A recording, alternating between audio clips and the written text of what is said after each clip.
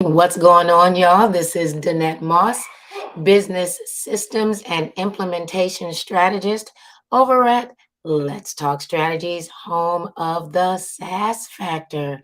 And welcome to another segment of Empowering Women Together. And today we are going to talk about putting customers first, how to integrate a customer-centric approach into your workflow.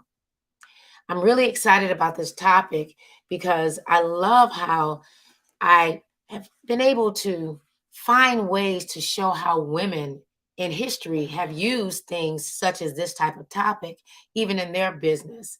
So, in honor of women history, I am going to still even introduce to you or either share some women that have done, or either one woman in particular that have done a remarkable job and made impact in her field. But let's talk about how you can integrate a customer centric or either take on a customer centric approach in your business. And I want to break it down by providing 5 steps to you. Step one, of course, is to identify your customers' touch points. You got to do that.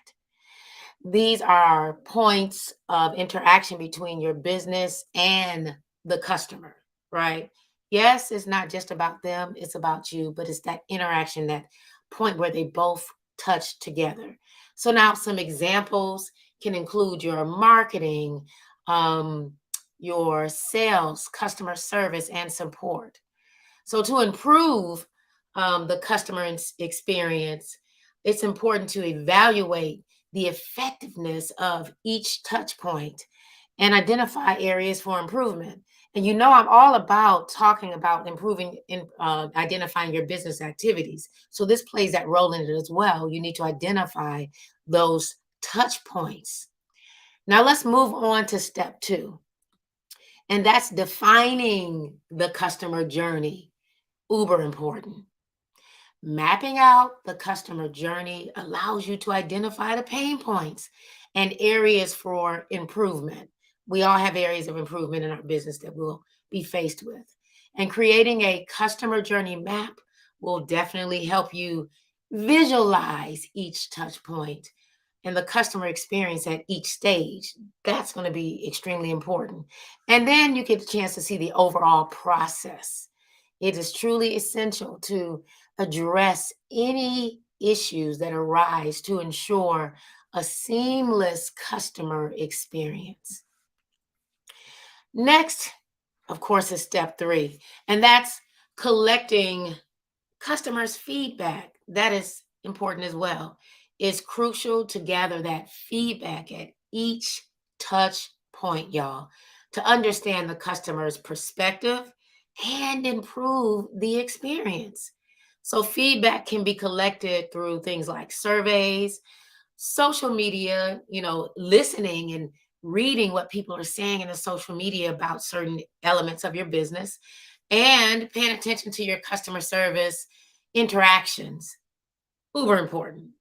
Analyzing those customers' feedback can provide valuable insights to inform you for the right business decisions that you're going to have to make.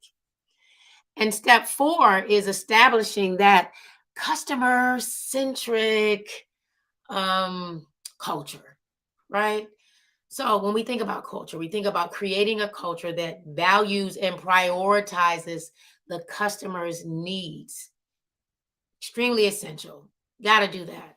Empowering your actual employees to provide that excellent customer service is part of that. Those needs are truly essential. And when you empower employees to provide excellent customer service and you incentivize it, right? This will help them prioritize the customer experience.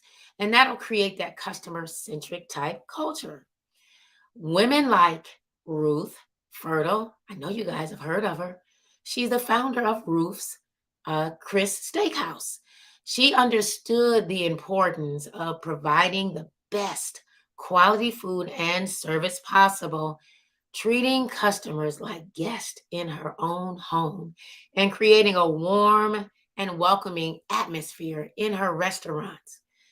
And the final step, which is step 5, is using technology to automate the process. Y'all know I'm all about that.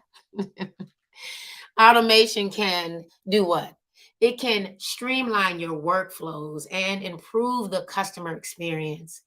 Technologies such as chatbots, y'all know we're pretty big in that right now, CRM systems, data analytics, because you got to look at that data. So, data analytic tools can be used to automate customers' interactions. So, however, it's important that you need to really make sure that you ensure that that technology is used appropriately and it doesn't take away from or detract from the human touch, because even though we're automating things, human touch is still important. It is something that customers value. And then we also think about this new thing that everyone's using, which is what? Chat GPT. You still, even when you're using that technology, you still need to make sure that it comes off and it has that customer centric approach, that it doesn't come off robotic.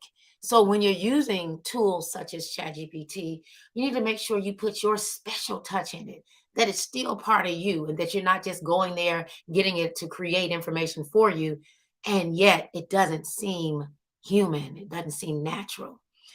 So, in conclusion, on this awesome topic of a customer centric approach that is truly vital, it definitely differentiates yourself from your competition. You want to build a loyal customer base and improve customer satisfaction. So, you want to make sure that you implement that customer centric approach. And when you think about loyalty and you think about the retention rate, you usually find that customers or companies that incorporate that customer centric approach, they have loyal customers. And the retention rate is so solid because we're thinking about not just about what it is about or what's in it for us to make the money. We're definitely thinking about what's in it for the customer. It's uber important.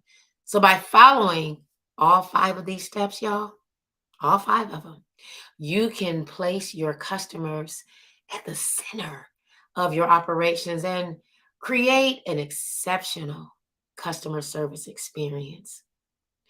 This is Danette Moss, business systems and implementation strategist, aka the strategy lady over at Let's Talk Strategies, home of the SaaS Factor, where I work with overwhelmed mompreneurs. They're generally women that are coaches, consultants, or they operate in some sort of service based industries.